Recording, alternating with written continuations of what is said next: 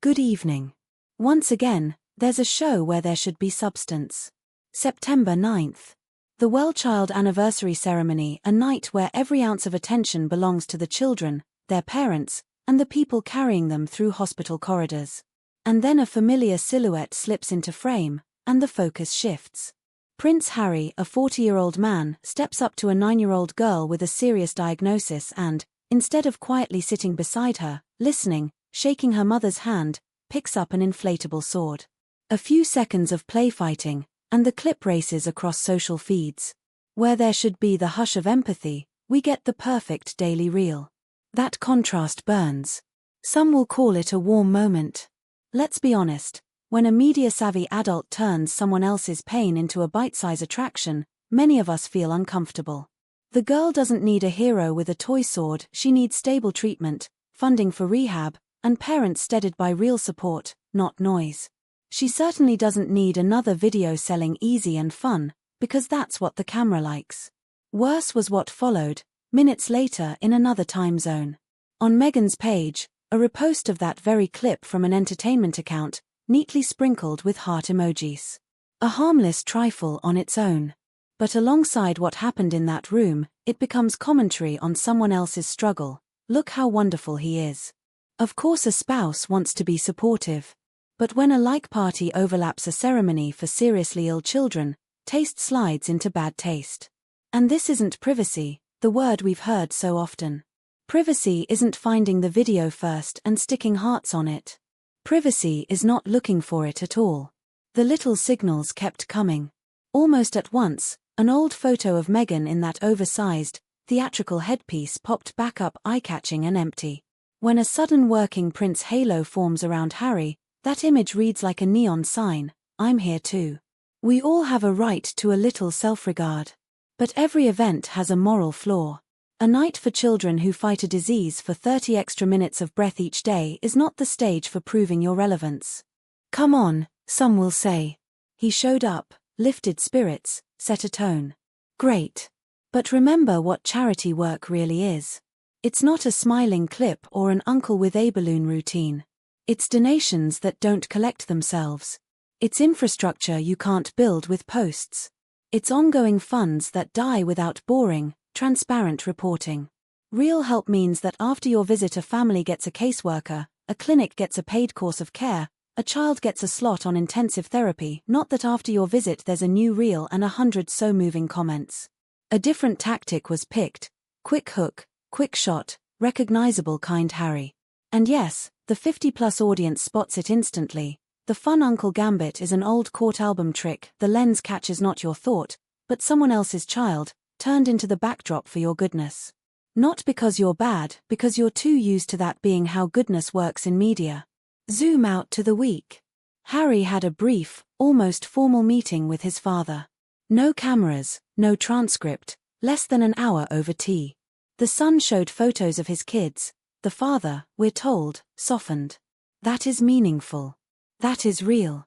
That is home and blood. Set against that, the inflatable sword reads as a failure of judgment. In one room, you try to be a son.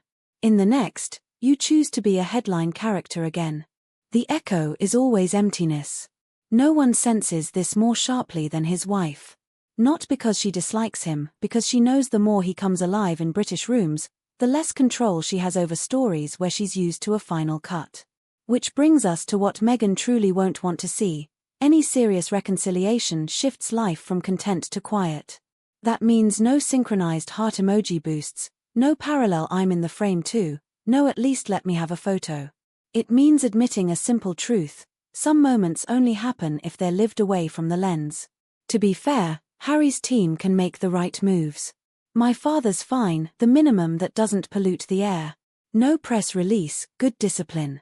But just as telling is the inability to step back once you leave Clarence's house for a hall full of children. In that room, only one thing is appropriate: dissolve into someone else's day and leave no trace.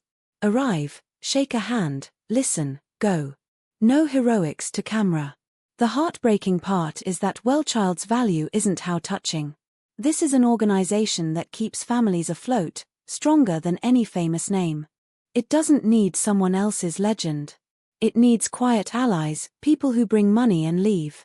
People who keep promises made not in interviews but to a coordinator in a hallway. People who come empty-handed and leave behind paid invoices. Now set that against the image of a cheerful uncle in an expensive suit with a rubber sword. The strongest tone is when an adult can be an adult. When you don't yank the focus back to yourself, and you don't hand the snark chorus an easy line, look, PR. When your presence is visible only in the charity's accounts and in one family's relieved breath because a month of physio is covered. Everything else is cheaper. And here's the hypocrisy many older viewers can't unsee. Your own children, backs to the camera. Other people's children, full-frame smile. Privacy at home, public on stage. Some will say, we protect ours and give others a voice. Honestly, that sounds like a handy formula for people who learned to harvest dividends from other lives while shielding their own from critique. That double standard is exactly what grates on the 50-plus audience. Equally telling is the timing. The fun video dropped right beside the tea with Dad. Lines like he was so happy to be back in Britain, he feels good here, we get why. He truly breathes easier where he's known by the name that always steadied him. The catch is that this freedom depends on one thing, the absence of noise around every step. And noise is exactly what Meghan does best. Is that her fault? No. It's just that this marriage has two magnets, one pulls toward family and quiet, the other toward visibility and control. At some point, you choose. For those still ready to applaud the hero with the balloon sword, a reminder, the children don't need our relief tonight. They need our commitment tomorrow and the day after. Their parents don't need another smiling photo with a celebrity. They need a call from a coordinator, the course is extended, the funds cleared. They don't care how many hearts a clip collected abroad. They care that the clinic doesn't run out of supplies mid-month. One last note on tone. The public isn't cruel by nature. People give second chances, especially to a son who brought his father pictures of the grandchildren. But those chances aren't granted against a backdrop of balloons and emojis. They're granted against a backdrop of silence. Not nothing's happening, but we're doing and not telling. Looking into eyes, not into lenses. Coming to the children as adults, not as performers. If Harry truly wants to come back, not to the stage, but home, he knows the price now. You can't pay it with interviews, likes, or heartwarming videos. You pay it by refusing to use someone else's pain as scenery. By leaving events without anything left behind but transferred funds and the organizers' thanks. By stopping the winks on social media. And by accepting the simplest idea, sometimes the most decent thing you can do is not be in the shot. The moral of the night is blunt. Charity is not a stage. It's a bill.